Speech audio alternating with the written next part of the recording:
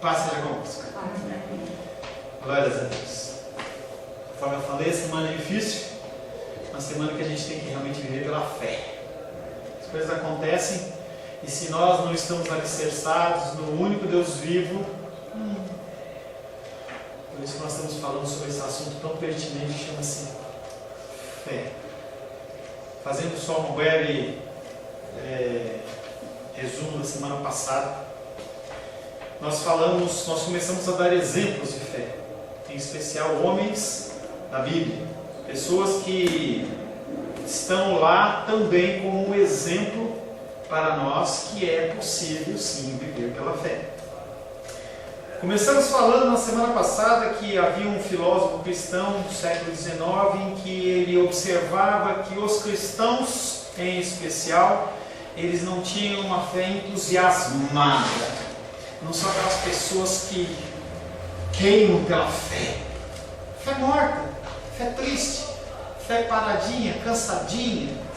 E ele olhava para recobrar o ânimo, ele olhava para as páginas do Antigo Testamento e ele observava que as pessoas ali, elas roubavam, elas matavam, elas mentiam. E não era simplesmente no sentido de tentar justificar alguma coisa, ou dizer que o pecado é uma coisa boa, mas sim ele estava observando que os homens da Bíblia são homens que eram pecadores, pessoas como eu e você, suscetível a paixões, a enganos, erros, falhas, e mesmo assim eram pessoas que agiam pela fé. E esse homem, quando olhava no Antigo Testamento, ele encontrava tranquilidade, porque ele olhava para a sua situação pecaminosa e ele falava assim: opa, eu tenho jeito. O texto que mais fala sobre fé, nós já começamos a trabalhar em Hebreus. Em especial, nós vamos estar falando de Hebreus capítulo 11, não é para você abrir, não há necessidade. Hebreus 11, ele fala sobre os heróis da fé. E aí, dentro da palavra de Deus, dentro da quantidade de homens e mulheres que agiram ali pela fé, ele separa alguns.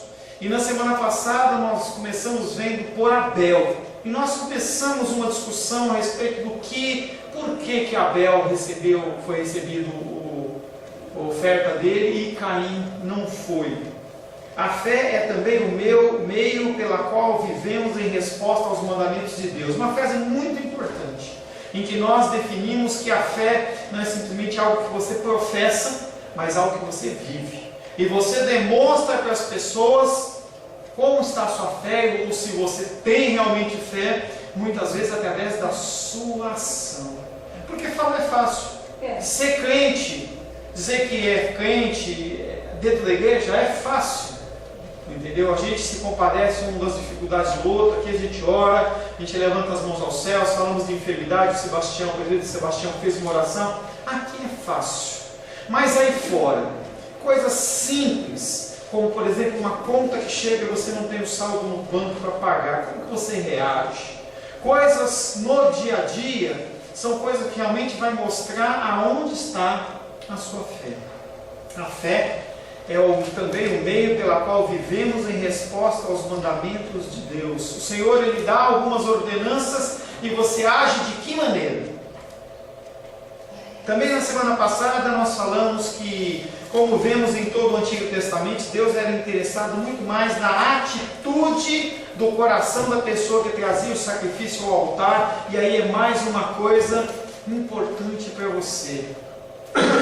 Deus, Ele olha o seu coração. Deus, Ele é aquele que é capaz de esquadrinhar o seu coração. Você está na escola dominical por que motivo? Você entrega o seu dízimo, trabalha no ministério, faz isso, faz A, B ou C, por que motivo? O Senhor, Ele não simplesmente recebe, Ele simplesmente, antecipadamente, Ele esquadrinha o coração para ver por que motivo você fez coisa A ou fez coisa B, ou você deixou de fazer coisa A ou coisa B. Essas coisas, dentro do meio secular, as pessoas elas não levam em conta. Você fez, está tudo certo. Mas Deus, Ele é aquele que esquadrinha o coração. Ele olha para as pessoas que oferecem sacrifícios de maneira mecânica e Ele diz: hipócrita. Ele olha para aqueles fariseus, Jesus Cristo olha para aqueles fariseus e fala assim: esses homens são como sepulcros caiados, em que por fora passava aquela coisinha branca lá, calzinho para ficar bonitinho, e dentro, morte. Você pode estar bonitinho, bem vestidinho, cheirosinho, biblinha debaixo do braço, pontual, mas o teu interior é um interior cheio de rapina e morte. Deus olha para você e fala: nessa condição eu não aceito as suas ofertas, os seus sacrifícios. E aí a gente pode ousar ir lá naquele texto em que o Senhor, lá no fim dos tempos, no dia do juízo, vai olhar e falar assim: eu estava com fome e você não me deu de comer. Eu estava com sede e você não me deu de beber. Eu estava preso e você não me visitou. Eu estava enfermo e você não foi me visitar. E você pode chegar para ele e falar: Senhor, eu fui, eu fiz. Lembra aquele dia que eu fui? Você não fez com o coração entregue. Difícil. Já é difícil a gente fazer essas coisas. Agora tem que fazer essas coisas com intenção de coração. Porque se assim não fosse, nós iríamos estar retornando lá para o Antigo Testamento. No Antigo Testamento as pessoas faziam e cumpriam mandamentos e achavam que estava tudo certo. Jesus Cristo, quando ele vem, quando o Espírito Santo ele vem, ele fala assim: gente, não é para ler dessa maneira. Não é sair alimentando todo mundo da rua, mas tem que alimentar com atitude de coração. Você tem que dar um copo de água, mas com uma certa atitude de coração. E aí eu converso com algumas pessoas que trabalham com evangelismo de rua, e alguns falam para mim assim: quando eles vão oferecer comida para essas pessoas que estão embaixo da ponte e tudo mais, algumas pessoas vão lá, primeiro oferecem o evangelho para depois dar comida, então dá a comida e depois oferece o evangelho. Parece que é uma troca do tipo: se você não aceitar o que eu vou falar, eu não te trago mais comida. Olha como a nossa mente vai. Você acaba usando o poder de barganha de um alimento, de um benefício qualquer para a pessoa, mas a pessoa ela é obrigada a ouvir o evangelho. Será que isso tem efeito? Será que no coração daquele que fala, o Senhor ele leva em conta? Porque a palavra ela tem poder e faz diferença, e aquele homem pode sim ser tocado e ser ganho para o Senhor, mas aquele que fala que eu estou o problema, porque ele está oferecendo um sacrifício, ele está oferecendo algo ao Senhor porque o Senhor não vai receber. Talvez ele esteja recebendo, oferecendo para que a pessoa fale assim: olha como você é uma pessoa legal, olha como você é uma pessoa que se esmera no evangelho. Obrigado, obrigado, dá mais um tapinha desse lado, dá mais um tapinha desse lado. E o Senhor ele fala: cuidado para você não ser encontrado como hipócrita. Amós capítulo 5 verso 21 foi o último versículo que nós lemos. Abre na sua Bíblia. Eu sei que você vai ter dificuldade porque você não decorou ainda os livros da Bíblia. Amós capítulo 5 verso 21.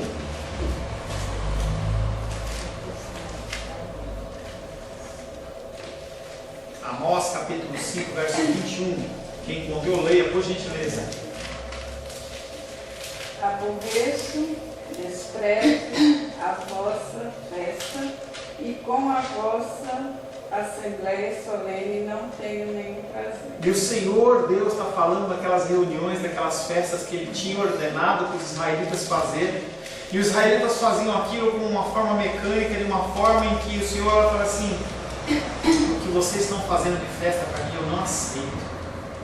Essas assembleias, essas reuniões como a nossa, uma reunião de pessoas, para mim não vale nada. Eu sou onisciente, onipresente, onipotente, porque são características dele. Ele diz isso, mas ele não está pessoalmente no lugar. E eu faço um jogo de palavras com você, a pessoa que é como se ele ouvisse o que ia falar, mas não escuta. Você não dá atenção. O Senhor está falando para esse povo que ele não liga. Por isso que a gente tem que se preocupar muito quando nós vemos a casa do Senhor, o que nós estamos querendo oferecer. Moedinha, a mulherzinha vai lá no gasofilácio, joga a moedinha, tudo que ela tinha. Uma oferta de sacrifício, porque ela sabia que Deus ele era poderoso o suficiente para supri-la nas suas necessidades. E eu não estou falando para você entregar o seu tudo, cuidado com isso, porque esse tipo de conceito dentro das igrejas tem sido usado para arrancar a pele da ovelha. Mas naquele momento, aquela senhora de livre e espontânea vontade, ela pegou tudo que ela tinha e depositou. E aí chega uma pessoa e joga um saco de dinheiro lá, R$1 milhão, dava para comprar um terreno, para construir outra sinagoga, e o Senhor fala assim: olha, O senhor lá recebe aquela oferta daquela mulherzinha lá, aquelas moedinhas, mas a do cara ela não recebe, porque o Senhor esquadrinha no coração. Deus ficava descontente com a falta de fé do povo quando realizavam suas práticas religiosas. O que adianta você trazer uma oferta? O que adianta você vir se seu coração não está entregue ao Senhor? O Senhor olhava para aquilo simplesmente como uma prática religiosa. Muita gente vai na igreja simplesmente para dizer: eu cumpri a minha parte. Não preciso citar, é claro, mas passamos por uma época de carnaval, em que as pessoas soltaram a frente, fizeram o que quiser, homem vestido de mulher, mulher vestido de homem, sexo, bagunça total.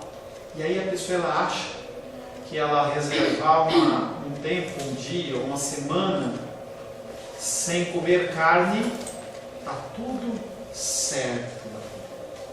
Está tudo certo. Será, gente, que racionalmente você consegue imaginar um Deus que ele abomina as coisas que acontecem no carnaval, em que ele permite que você faça o que você quer e simplesmente que você deixe de comer carne? Ele vai falar assim: não, meu filho amado, vem aqui que está tudo certo. Será que racionalmente, se você fosse Deus, você ia receber isso? Por que a gente acha que Deus recebe? Eu estou dando um exemplo de carnaval, mas é de todas as outras coisas. Deus ficava descontente com a falta de fé do povo. Você diz que ama a Deus, você diz que tem fé, mas você duvida nas pequenas coisas. As pequenas coisas que são impostas, porque são pequenas coisas, a gente vive, nosso contexto aqui da nossa igreja, nós vivemos num contexto de vida extremamente abundante. Nós não moramos na rua, nós temos alimento, pelo menos 3 refeições por dia. Você tem o direito até de repudiar algum tipo de alimento que está na mesa. Acontece lá na minha casa, Luísa, olha, não quero isso aqui. Nós temos água abundante, transporte. Se nós não temos o transporte, temos quem nos dá carona. E mesmo assim, quando vem qualquer tipo de luta, dificuldade, a gente esmurece e cai, começa a murmurar. Eu estava, não nessa semana passada, com a irmã dos reis, a gente estava falando sobre murmuração e reclamação. Um conceito que eu já trouxe para vocês. A diferença entre murmurar e reclamar. Reclamar, você reclama para o Senhor. Você entra no quarto, numa liberdade que você tem com o seu Deus, e você fala com medo. Deus, está difícil em relação a isso. Nem que seja a unha encravada, nem que seja o pelo que está no teu olho. Você tem essa liberdade porque Deus é Deus e Ele é Pai, e você pode falar com Ele. Mas a partir do momento em que você fala para terceiros que não podem resolver nada, e você começa a reclamar desse Deus, você está murmurando. E isso é pecado. Isso é pecado, é falta de confiança em Deus. E a gente viu vários exemplos disso. Nós vimos a figura de Josué, por exemplo, vimos a figura de Moisés, está lá clamando, e Deus falou: pô, mas marcha, levanta o teu cajado aí. Rio Jordão, mesma coisa, vai, o que você está esperando? Então, a gente tem que entender que a nossa fé ela tem que ser alicerçada em coisas concretas, que chama-se a palavra de Deus. A gente tem que entender isso, a gente tem que começar a colocar em prática. Deus fica descontente com a falta de fé com o povo quando realizam suas práticas religiosas. Contudo, isso acontece em toda geração, como nós já falamos. Pessoas vão à igreja a cada domingo, praticam atos religiosos, enquanto seu coração está longe de Deus. As pessoas acham que simplesmente porque vêm à igreja e praticam um ato A, B ou C, elas estão direito. Lembro que certa feita eu estava numa igreja que eu congreguei e me colocaram para ter uma conversa com os diáconos. E eu falava com os diáconos porque eles não estavam chegando no horário, porque eles não estavam cumprindo as suas atividades. E eu comecei a conversar primeiro de uma maneira geral, depois eu conversei individualmente. Eu perguntei para eles assim, para uma pessoa, falei assim: poxa, você foi eleita diaconisa, você está aí, é um trabalho abençoado, eu já fui diácono, é um negócio legal, recebi as pessoas. Por que você age desse jeito? Pastor, eu não gosto e não quero ser diaconisa. Mas por que você está? Porque me elegeram e eu achei que ia ser uma afronta às pessoas vão ficar entristecidas comigo, por isso que eu estou. Então a pessoa, ela está com um cargo, ela está com uma função eclesiástica, e ela simplesmente está fazendo aquilo de forma religiosa, como se fosse, não, porque eu estou fazendo de qualquer jeito, está tudo certo. Sendo que em lá Malaquias capítulo 3, que não fala só de dinheiro, ele fala, maldito aquele que oferece uma oferta, um sacrifício, um trabalho bichado, que é um trabalho, um negócio de qualquer jeito, de segunda mão. Por isso que a gente não levanta ministérios na nossa igreja. Se você quer fazer alguma coisa, você se levanta, fala, pastor, eu quero fazer. Posso? E aí a gente vai coordenar, e a gente vai fazer, como é o caso, eu sempre dou o exemplo da bandinha, que a gente coordena um trabalho, a gente faz um negócio bem humilde, bem tranquilo, mas a gente faz direitinho. Entendeu? Ela me liga, fala, você vê que não é uma coisa que é forçada. Então a gente leva os alimentos que você traz, a gente compra alguma coisa, e a gente faz dentro da nossa possibilidade de fazer o melhor possível. Mas não se coloque à frente de coisas que você não consegue fazer ou não quer fazer. Eu e Carolzinha estamos trabalhando com tesouraria, tentando colocar as coisas em ordem. Tá? Então a gente, vacilo meu em especial, porque eu sou coordenador, a gente deixou passar um mês e meio sem fazer os fechamentos, e aí algumas despesas que estão lá no extrato, a gente não consegue reconhecer, não lembra mais o que é. E aí eu falei para ela assim, nós vamos fazer isso semanalmente, cara, porque a gente tem que dar conta dos gastos e das coisas. Eu sei que aquilo ali foi gasto de uma forma correta, mas a gente tem que fazer um negócio mais transparente possível. Então, semanalmente, a gente está fazendo um esforço, a gente manda o extrato, traz os recibos, ela se esmera lá, fechamos janeiro, está tudo certinho, fechamos dezembro, está correndo fevereiro direitinho, porque tem que fazer uma coisa de forma correta. Dificilmente alguém no nosso grupo vai chegar e falar assim, olha Carol, você desviou tal dinheiro, ó pastor, você pegou esse negócio. Mas a gente faz não para vocês, a gente faz primeiramente para o Senhor. Por isso que a coisa tem que ser feita de uma forma zelosa. Tem que fazer com zelo, ordem e decência. Pessoas vão à igreja cada domingo e praticam atos religiosos enquanto seu coração está longe de Deus. Pastor, o que tem a fazer uma coisa sem zelo? Como é que isso está relacionado com a minha fé? Tá, porque você não acha que você não está fazendo para Deus. Você acha que está fazendo para homens. E isso é tipo de falta de fé, porque as suas ações não refletem aquilo que você diz que você acredita. Muitos praticam a sua religião como atores em uma peça, mas sem fé, sem um compromisso real com Deus. Aí você vê as pessoas andando com Bíblia debaixo do braço, mas uma vida totalmente distorcida, uma vida totalmente conturbada, porque eles realmente não acreditam em Deus. Voltando para Abel. Quando Abel trouxe o seu sacrifício a Deus, ele o trouxe com sacrifício de louvor. Ele queria honrar a Deus, estava tentando ser obediente, manifestar o seu amor a Deus em confiança nele. Foi um genuíno ato de adoração. Você olha a descrição ali de Abel e fala que ele trouxe as suas primícias. Por que Caim não foi aceito? E aí nós já discutimos na semana passada que não é o problema se é carne ou se é cereal, porque Abel ele era pastor e Caim ele era lavrador. E aí a pessoa fala, não, é o sangue, é o animal que tem que ser sacrificado. Não, porque a gente tem no Antigo Testamento sacrifícios de oferta de cereais, manjares e tudo mais, e era aceito pelo Senhor. O problema era o coração de Abel. Mas pastor, na Bíblia não dá tempo de falar nada, foi um relato muito rápido. Os atos mostram onde está a fé da pessoa. O que Caim fez depois que o seu sacrifício foi rejeitado? Matou seu irmão. Porém, pastor, eu nunca vou entender essa relação. Eu pelejo para aceitar isso como sendo uma coisa normal, coisa que era. Mas não. O que? O matar? Não, eu nunca entendi essa história desses dois.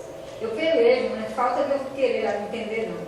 Mas por que ele não quis, gente? O homem pegou o melhor da terra. Quem disse que ele pegou o melhor da terra?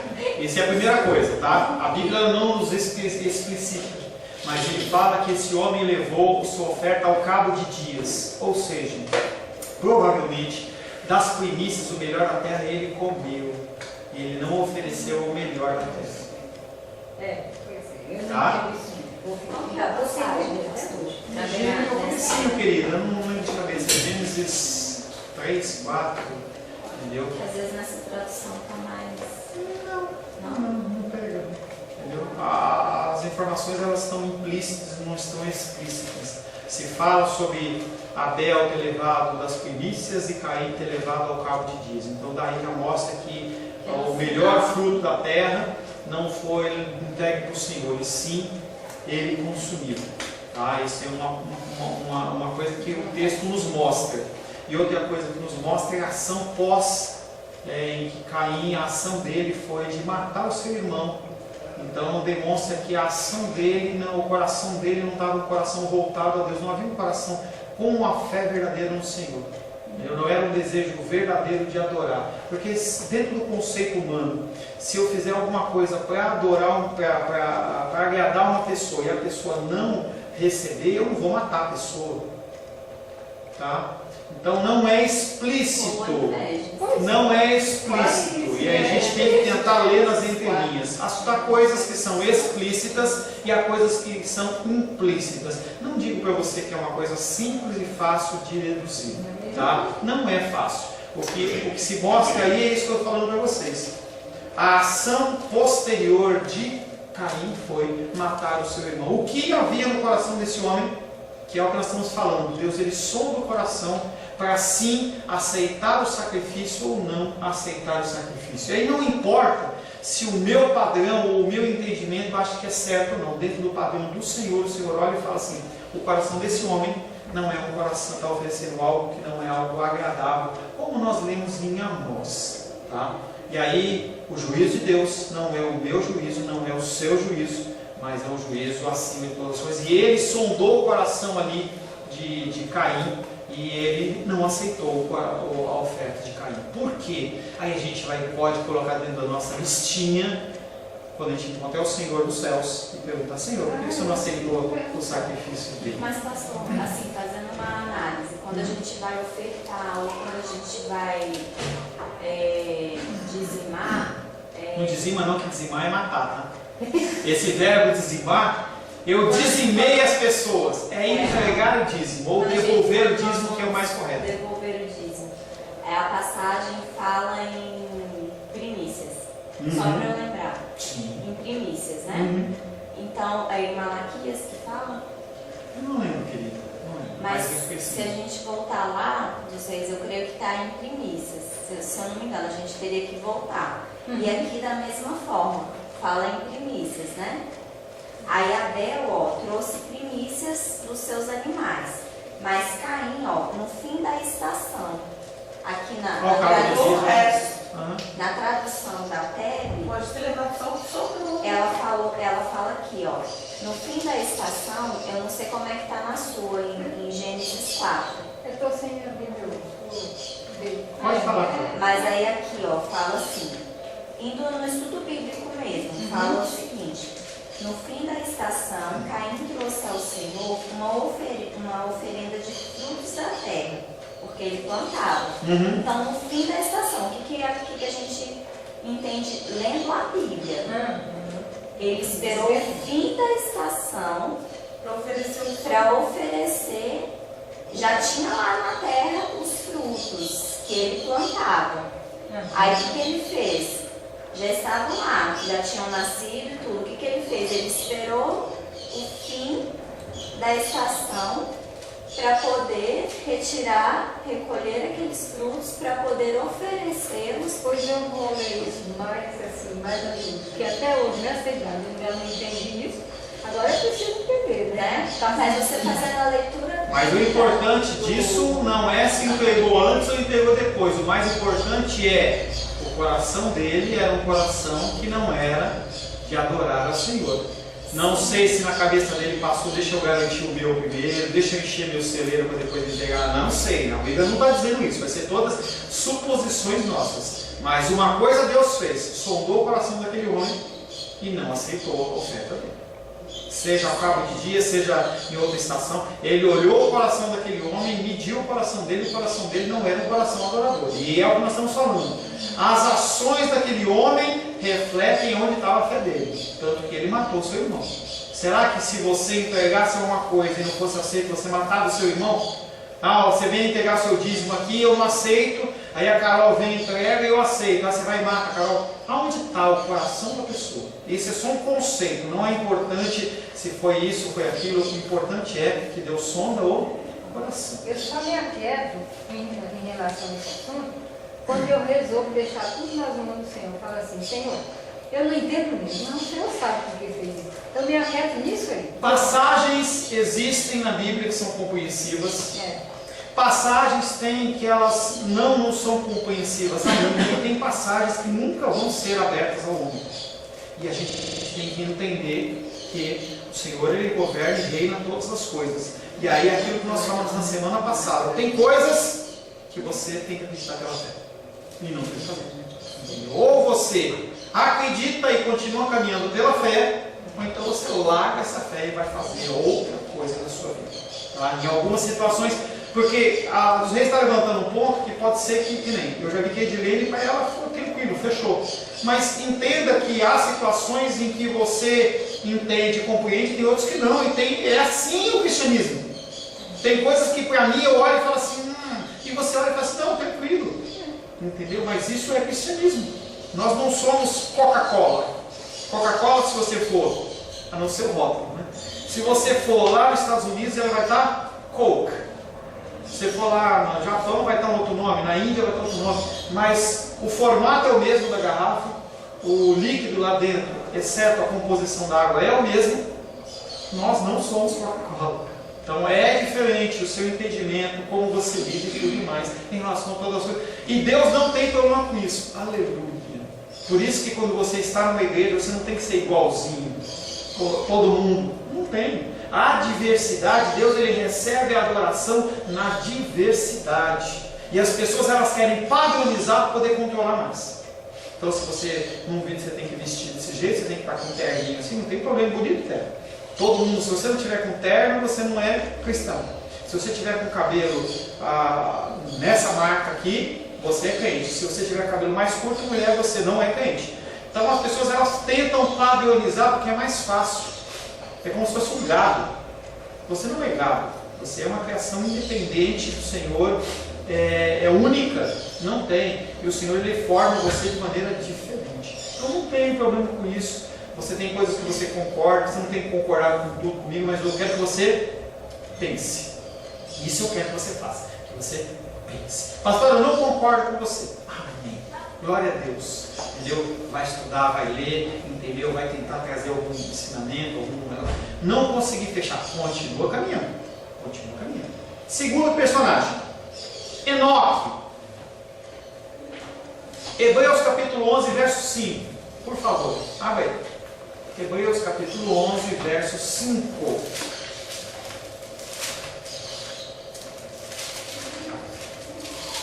Pode ler? Por favor.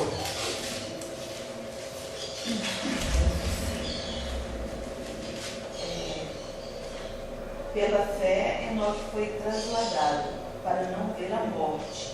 Não foi achado, porque Deus o trasladara. Pois, antes da sua transladação, obteve testemunho de haver agradado a Deus. O que é transladar, hein? Ser levado aos céus. Isso. O que é transladar? Levar de um ponto ao outro. Fisicamente, levar de um ponto ao outro. Tá? Na verdade, o Senhor ele falou assim. A gente vê nas histórias que aparecem nos filmes de ET, em que eles usam o termo abduzir. Então a pessoa está parada andando num campo, numa montanha, qualquer onde, lá, Pirinópolis, sei lá. E aí a nave espacial ela vem, joga aquele raio assim, azul meio violeta assim, e a pessoa, entendeu? De uma forma ficção científica, é isso que aconteceu com Enoque. Enoque ele estava andando e Deus falou: esse cara ele está me agradando, quero para mim. Por quê? Não sei. Ele olhou para aquele homem e se agradou nas suas atitudes, ele se agradou nas coisas que ele falava, como ele agia. Entenda que nessa época de Enoque não tinha Bíblia, não tinha Antigo Testamento, não tinha nada. O conceito de adoração divina era um conceito muito raso, digamos assim, não havia instruções como fazer isso. Mas mesmo assim, conforme eu já falei para vocês, nós Dentro do nosso coração nós temos algo de fábrica que chama-se conhecimento do bem e do mal. A gente sabe o que é certo e o que é errado. A gente sabe. Entendeu? Às vezes eu pego umas pessoas para aconselhar. Algumas pessoas Deus ele derrama uma mansidão, outros Deus ele dá uma chicotada. É muito engraçado o agir de Deus dentro do aconselhamento bíblico. Tem uma irmã que toda vez que ela entrava, eu, com os olhos espirituais, não espiritualizar, mas eu olhasse na parede, eu já vi uma cinta pendurada. Porque tudo que a menina falava, entendeu, vinha um chicote. Mas é tão interessante que quando é do Espírito, você fala e a pessoa é repreendida e a pessoa recebe. Agora tem pessoas que você começa a conversar e Deus só derrama melzinho. É muito engraçado isso, né? E Enoque, ele era uma pessoa que ele não tinha um conhecimento, entendeu? Mas ele agia através das atitudes. Eu consigo ver, talvez, Enoque sendo uma pessoa que não respondia aos seus pais, uma pessoa que era mansa no falar, era uma pessoa que cuidava da terra. Nós já falamos em mandato cultural. Ele cuidava da terra, ele não maltratava os bichinhos. Então era uma pessoa que tinha zelo pelas coisas dentro da condição de entendimento que ele tinha. E Deus olha para ele e fala assim: gostei de Enoque. Pela fé Enoque foi transladado para não ver a morte. Não foi achado porque Deus o transladara. Cadê Enoque? Enoque foi com Deus. Ninguém achou Enoque. Talvez o conceito de onde estava Enoque, os pais devem ter ficado preocupados procurando Enoque, cadê? Mas Enoque ele foi estar com Deus. Em seguida, o autor de Hebreus explica a conexão de agradar a Deus e fé. Qual é a ligação de agradar a Deus e fé? Hebreus 11:6. De fato, sem fé é impossível agradar a Deus, porquanto é necessário que aquele que se aproxima de Deus creia que Ele existe e se torna galardoador dos que o buscam. Não podemos nos aproximar de Deus se não cremos que Ele existe. As pessoas que estão no seu convívio, que não conhecem Cristo ainda, por que eles não se aproximam de Deus? Porque eles não acreditam que Deus existe. E eu não estou falando um conceito literal assim, porque se perguntar, você acredita em Deus? Claro. Você acredita em uma força superior? Claro. Todo mundo acredita, até a poeira que anda no céu, no universo, aí tem essas poeiras cósmicas, elas são superiores no sentido físico, mais alto que a gente. Mas se você chegar para uma pessoa dessa e falar assim, você está disposto a viver os mandamentos de Deus? Espera um pouquinho. Não podemos nos aproximar de Deus se não cremos que Ele existe. É simples. Não podemos agradar a Deus se não cremos que Ele existe. Enoque demonstrou a sua fé por procurar agradar a Deus, como fazem as pessoas que têm fé. Portanto, a fé é essencial à motivação do coração humano em viver de uma maneira que honra a Deus. Se você quer realmente honrar a Deus, você tem que acreditar que Ele existe. Você tem que acreditar que Ele é um Deus onipotente, onipresente, onisciente, que Ele está observando as coisas, não no sentido de que Ele vai me bater, Ele vai me punir, não.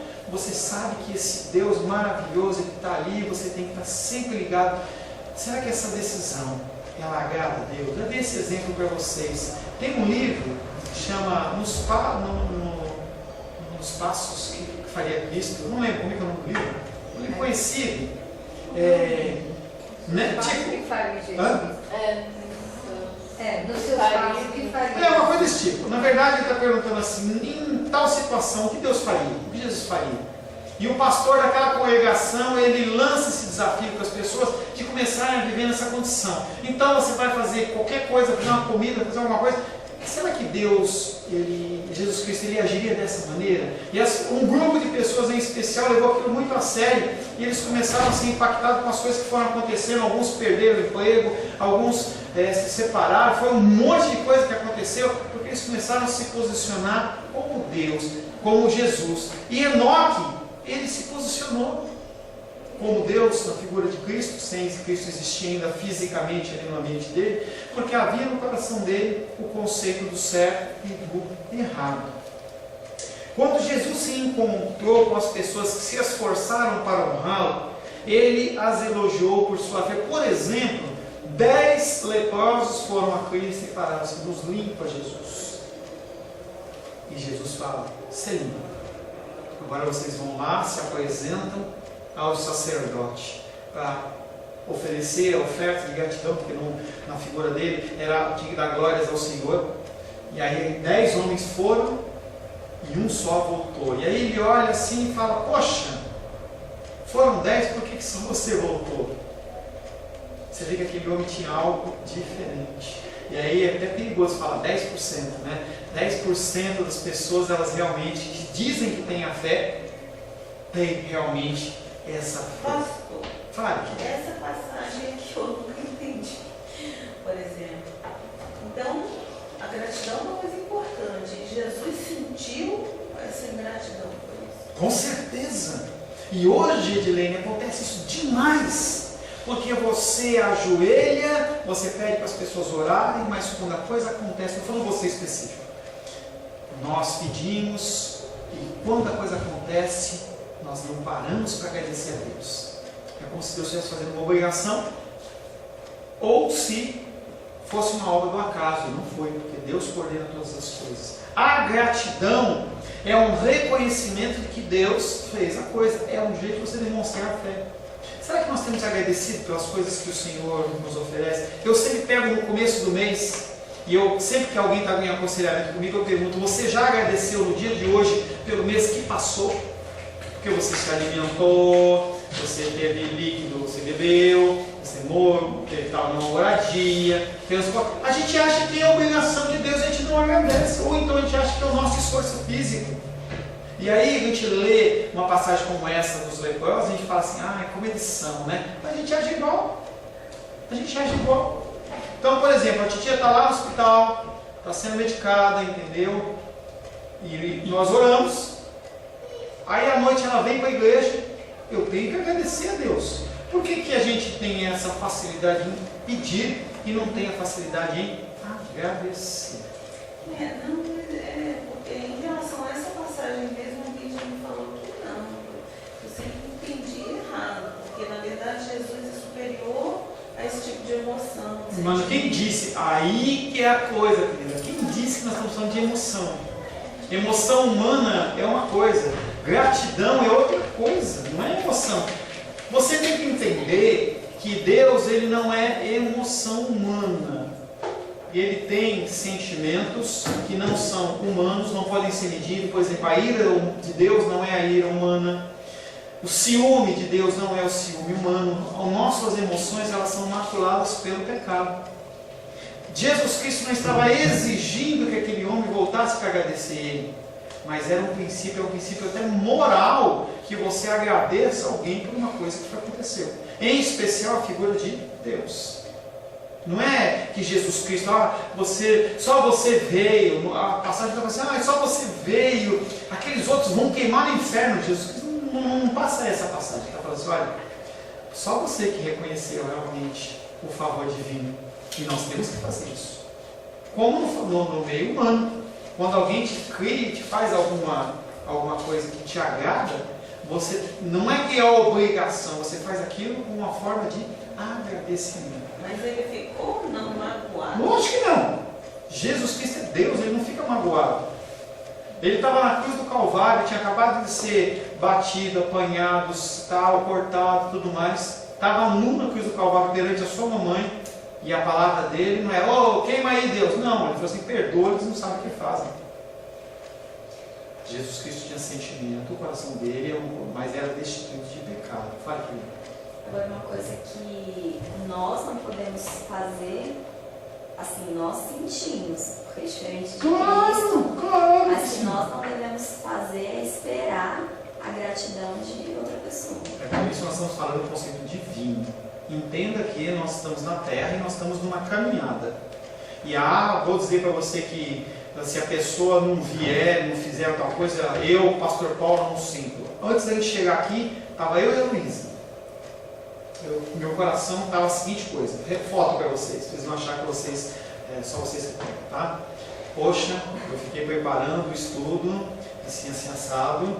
Ontem eu fiquei até um pouco mais tarde para dar uma melhorada no estudo, acordei hoje de manhã, eu estou aqui, ninguém chegou ainda. É isso que eu estou passando no meu coração. entendeu? E aí as pessoas foram chegando e eu fui orando, o Senhor falou assim, ó, tira isso do meu coração, porque eu não estou aqui para ser ovacionado, porque não, mas o sentimento humano existe, nós somos seres humanos. O que acontece é que a gente tem que trabalhar isso para cada vez mais, essas coisas estarem sendo purgadas, é que nem uma espinha. A espinha você não pode espremer que infecciona, mas esse tipo de podridão no nosso coração tem que começar sendo purgado. E como é que você purga isso? Colocando palavra, a palavra vai enchendo e naturalmente isso vai saindo. E isso é um trabalhar por toda uma vida cristã. E aí, a gente deve tratar um pouquinho em Sermão do Monte. Você vai ter que entender que quando você recebe o Senhor como Salvador da sua vida, o fruto do Espírito, nós vamos estar lendo Gálatas 5, nós já comentamos semana passada, amor, paz, mansidão, benignidade, bondade, temperança, blá blá blá, todos eles você recebe esse pacote. É como se recebesse uma mexerica com todos os gomos. É o fruto, não são os frutos. O que acontece é que dentro da sua vida algumas coisas estão mais desenvolvidas e outras menos desenvolvidas. E você começa a identificar. Fulano de tal é tão manso, fulano de tal é tão amoroso, mas ele tem outras deficiências que ele precisa trabalhar. E a sua vida cristã é nesse intuito. Por isso que nós, como cristãos, temos que congregar. Porque você vê você vê uma coisa abençoada em mim, eu vejo em você, e aí a gente junto, a gente vai trabalhando e a gente vai crescendo como corpo. Por que existem os dons? Porque os dons existem para o crescimento da igreja, do corpo de Cristo. Então, você tem que começar a olhar no seu coração o que está em falha e você tem que trabalhar para crescer. Vai ter sentimento? Vai ter os sentimentos humanos maculados pelo pecado, porque nós somos carne e não tem como você sair disso. Nós vamos lutar, essa luta é diária todo tempo. Estava dando exemplo para alguém essa semana. Nossa igreja, mais uma fotografia do meu coração. Eu espero que vocês olhem e falem assim, poxa, o pastor peca também. Não é que não é uma aval para você pecar, não. Não é uma aval. Olha, já que ele peca e ele é pastor, então eu posso cair na esborda. Estava falando essa semana, eu não sei com quem eu falei. Acho que foi com a Carol. Nossa igreja é uma igreja abençoada. Nosso grupo é um grupo pequeno, mas é abençoado, é fiel. Tem um pastor amigo meu lá em São Paulo, em que ele gemia uma igreja de 100 membros. Gemia. Uma igreja de 100 membros, em que ele recolhia R$3 de oferta. R$3 de dízimo. Ele passava a semana dele com R$10, R$20. E eu olhava para aquele homem e eu falava assim, cara, e ele falava assim, não, tem que ir, vamos aí, é assim, é Deus, e vamos. Quando eu comecei a trabalhar dentro da igreja, ainda na ICP, assalariado e tudo mais, eu falava assim, eu conversava com ele e falava assim, pastor Mário, talvez ele até assista, pastor Mário, eu não acho justo Deus fazer isso, porque eu posso desenvolver um ministério muito tranquilo, entendeu? E eu vejo você gemendo aí. Saí da ICP, vim aqui, montamos o nosso grupo, veio sendo um grupo alinhado.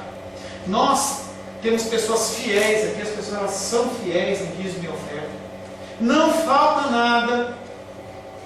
E mesmo assim, o meu coraçãozinho pecador, ele fica preocupado. Semana passada não, mas 10 dias atrás, eu estava olhando as finanças da igreja. Nós temos um valor considerável que é disponível, eu vou falar porque está gravando, mas a Carolzinha tem todo esse controle lá direitinho. E a minha irmã, ela não está congregando lá em São Paulo, e ela nos dá um dízimo bem significativo, 1.500, uma coisa assim.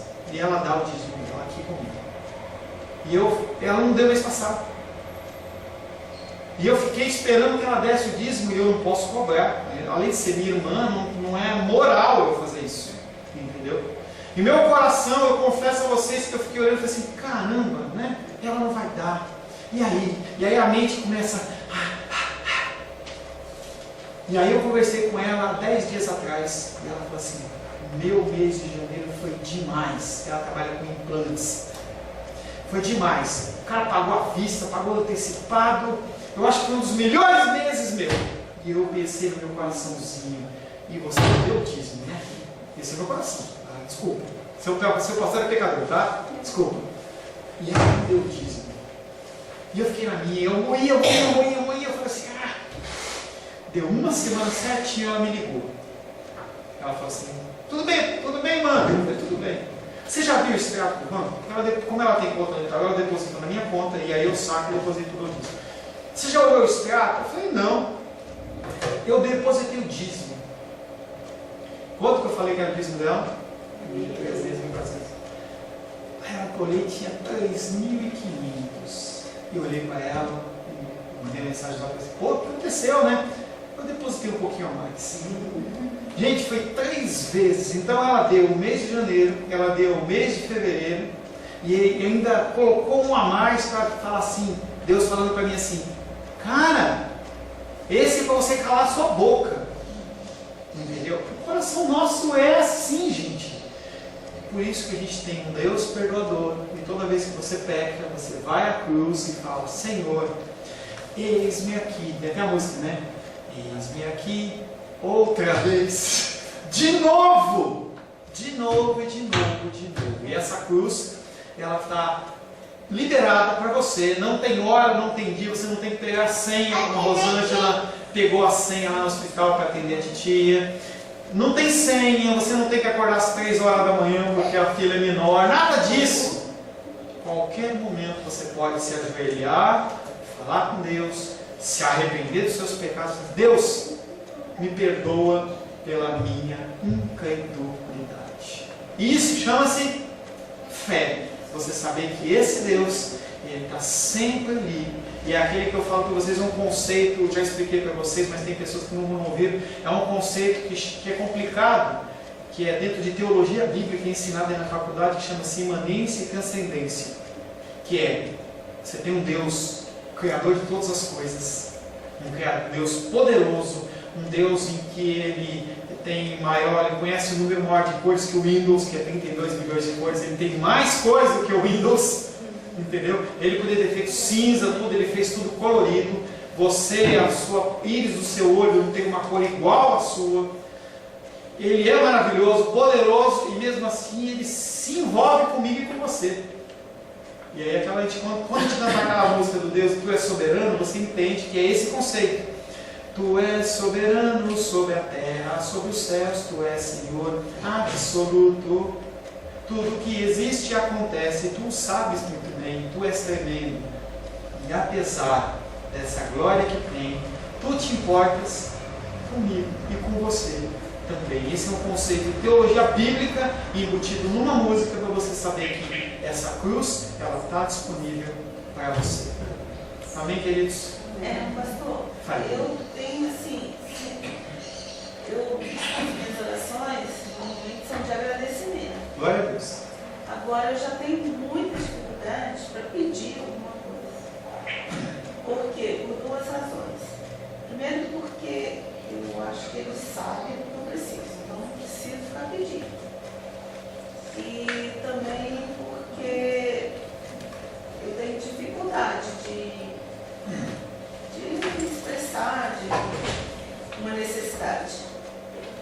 Então, Isso é uma coisa para a gente trabalhar em gabinete, mas eu te digo o seguinte, a Bíblia nos ordena que a gente tem que pedir para o Senhor. E também fala que Ele sabe do que a gente precisa. Antes que o nosso pensamento chegue à nossa boca, Ele já sabe o que nós vamos falar. Mas Ele ordena que a gente peça. E aí você tem que entender que ou é um sentimento no teu coração realmente de confiança em Deus, ou pode ser um sentimento de soberba do tipo, eu me basto. E aí é uma coisa que tem que ser trabalhada. Não, é o que eu estou falando. Então, são coisas que tem que ser trabalhadas no gabinete para ver aonde é a raiz disso. A palavra de Deus diz que nós temos que pedir. Não consigo pedir. Por que não consigo? Porque tem que ser trabalhado. É uma coisa para a gente marcar um dia, a gente sentar para conversar. Tá bom? Não pode pedir. E dá pedir. Amém? Deus abençoe vocês, queridos. A paz seja convosco. Meu nome é Paulo César. Eu sou pastor da Igreja Cristã Semente de Vida, aqui em Brasília, Distrito Federal. Me alegro que a palavra tenha te alcançado. A palavra faz isso. Ela alcança as pessoas aonde quer que elas estejam. e você foi agraciado com esta palavra. Não que eu tenha nada especial a te dizer. A palavra ela é suficiente e ela usa quem ela quer.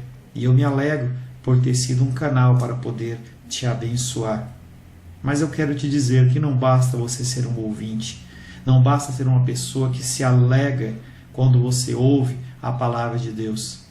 A vida ela é feita de decisões. Se você está ouvindo essa palavra hoje, eu creio que o Espírito Santo tem um propósito especial com você. Muito mais do que prosperidade, muito mais do que uma cura física, uma cura emocional ou espiritual, Ele quer te alcançar para a vida eterna. Nós investimos nosso tempo, nós investimos as nossas forças em coisas terrenas, mas o Senhor Ele tem muito mais a oferecer. Ele tem sim para você a cura, Ele tem sim para você a prosperidade, mas Ele tem muito mais que isso. Submeta-se a um Deus que Ele é capaz de mudar e transformar a sua vida por completo. Creio que o Espírito Santo ele é capaz de tocar o teu coração. Quero pedir que você curve a sua cabeça. Senhor, em nome de Jesus, coloco na tua presença essa vida que ouve esta ministração, que ouve esta palavra. Pai, eu não tenho capacitação nenhuma, mas o teu Espírito ele é capaz sim de tocar nesta vida, gerar nela mudança, transformação, arrependimento, e que ela possa simplesmente bater no peito, convencendo-se que é pecadora e que precisa de um Deus salvador. Não há um caminho a ti, meu Deus, que não seja através de Cristo. E eu lhe peço, Pai querido, que você alcance essa vida e ele possa sim tomar uma decisão pessoal pelo Senhor, em nome de Jesus. Amém. Amém, meu querido. Amém, minha querida. Fico contente que você esteja ouvindo essa ministração até o fim. E peço que você não se limite a ouvir os cultos pela internet. Você procure perto da sua casa uma igreja, um lugar que proclame a palavra do Senhor. Eu oro para que o Espírito Santo te direcione nessa busca, porque muita coisa tem sido oferecida que não é o Evangelho. Eu abençoo a sua vida em nome de Jesus. Amém.